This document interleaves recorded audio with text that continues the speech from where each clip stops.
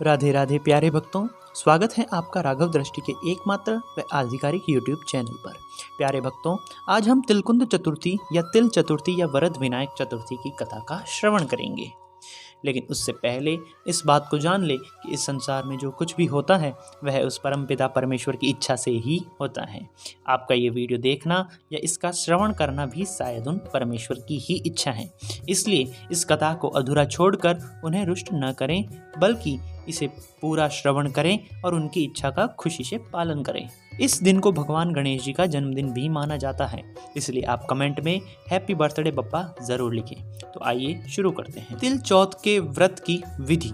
माघ कृष्ण चतुर्थी को यह व्रत रखें और शाम को पूजा करके चंद्रमा को अर्घ्य देकर व्रत खोलें। अधिकतर इस व्रत को शाम में कथा सुनकर चंद्रमा जी को अर्घ्य देकर पूजा करके ही व्रत खोलते हैं। तिल चौथ की कहानी या कथा। दो देवरानी जेठानी थी। जेठानी के पास बहुत धन था। देवरानी गरीब थी। देवरानी भगवान गणेश जी की बहुत आराधना करती थी। वो अपनी जेठानी के घर रोज आटा पीसने के लिए जाती थी। जिस कपड़े से आटा छानती थी वो कपड़ा उसके घर लाकर पानी में धो लेती और अपने पति को घोलकर पिला देती। एक दिन देवरानी के बच्चों ने देख लिया। वे अपनी माँ से बोले कि माँ चाची तो अपने से आटे का कपड़ा ले जाकर चाचा जी को घोलकर पिला देती हैं। इस पर जेठानी ने देवरानी को कहा, घर जाओ तो आटा छानने का कपड़ा यहीं रख कर जाया करो। देवरानी ने वैसा ही किया। घर गई तो उसका पति बोला, मुझे चूर्ण घोलकर पिला दो। देवरानी बोली कि आज उसने आटा छानने का कपड़ा वहीं रख लिया है, इसलिए मेरे पास आपको खिलाने के लिए कुछ भी नहीं है। उस दिन उसके पति ने भूखे मरते गुस्से में होकर उसको लकड़ी ही लकड़ी से मारा। तकदीर से उस दिन चौथ माता का व्रत था। श्री गणेश जी का स्मरण करते हुए वह भूखी ही सो गई। तभी थोड़ी देर बाद गणेश जी ने आकर कहा कि आज तो तिल चौथ है और तू भूखी ही क्यों सो रही है। तब देवरानी ने सारा वृतांत कह सुनाया। तब भगवान बोले कि आज मैंने तिल चौथ होने के कारण चूरमा व तिलकुट्टा बहुत खाया है, इसलिए निमटने का मन हो रहा है, सो कहाँ जाऊँ। वह गुस्से में बोली, महाराज बहुत जगह पड़ी है, चाहे जहाँ चले जाओ। गणेश जी ने सारा घर भर दिया। निमटने जाकर बोले, पूछूं कहाँ। फिर वह गुस्से में बोली कि मेरी ललाट पड़ी है, पहुँच लो।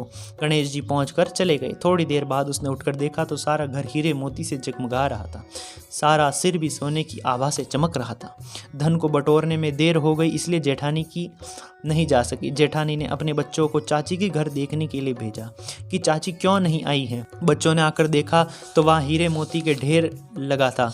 तब बच्चों ने आकर अपनी माता से कहा कि माँ चाची के तो बहुत धन हो गया है। जेठानी भागी भागी अपनी देवरानी के पास आई और पूछा कि इतना धन कैसे हुआ। भोली भाली देवरानी ने सारी घटना सच सच बता दी।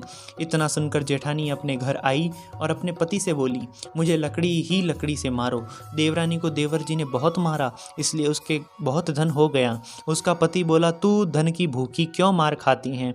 लेकिन वो नहीं मानी और बहुत मार खाकर अपने मकान को खाली करके श्री गणेश जी का स्मरण करके सो गई। गणेश जी महाराज आए और कहने लगे, फालतू में मार खाने वाली, उठ और मुझे बता कि मैं कहाँ निमटने जाऊँ। तब वो बोली, मेरी देवरानी के तो छोटा सा मकान था, मेरे तो बहुत बड़ा मकान है, जहाँ इच्छा हो वहाँ चले जाओ। और गणेश जी ने निमटना कर लिया। अब बोले, पूछूं कहाँ। तो जेठानी बोली, मेरे लिलाट पड़ा, पहुँच कर चले जाओ। थोड़ी देर में उसने उठकर देखा तो सारा घर सड़ रहा था और बदबू आ रही थी। तब वो बोली, हे गणेश जी महाराज, आपने मेरे साथ छल कपट किया है। देवरानी को तो धन वैभव दिया और मुझे कूड़ा दिया। गणेश जी आए और बोले कि तूने धन की भूखी मार खाई। जेठानी बोली और क्षमा याचना करने लगी, हे गणेश जी महाराज, मुझे तो धन नहीं चाहिए और अपना समेटो। गणेश जी बोले, तेरा धन का आधा देवरानी को दे, तब अपनी माया समेटूंगा। जेठानी ने आधा धन देवरानी को दे दिया, लेकिन एक सुई नहीं दी। तब भगवान ने सुई भी देवरानी को दिलवाई। तब भगवान ने अपनी माया समेटी। रिद्धि सिद्धि के दाता हे गणेश जी महाराज, जैसा आपने जेठानी के साथ किया वैसा किसी के साथ नहीं करना। जैसा देवरानी के भंडार भरा वैसे सभी के भरना। कहने सुनने हुंकार भरने वाले की मनोकामना पूर्ण करना। बोलो गणेश जी व चौथ माता की जय।